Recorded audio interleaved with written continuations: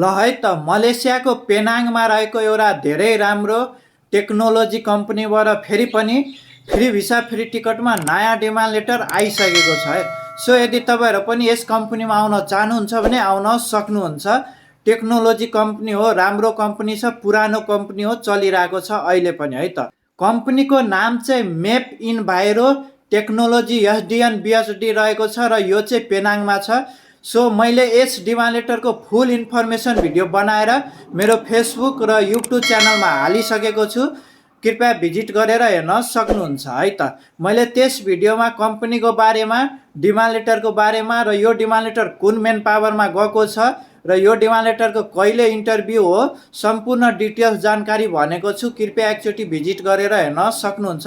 र साथै मलाई फेसबुकमा हेर्दै हुनुहुन्छ भने फेसबुक आइडीलाई फलो गरिदिनु होला र मलाई युट्युबमा हेर्दै हुनुहुन्छ भने युट्युब च्यानललाई पनि सब्सक्राइब गरिदिनु होला है।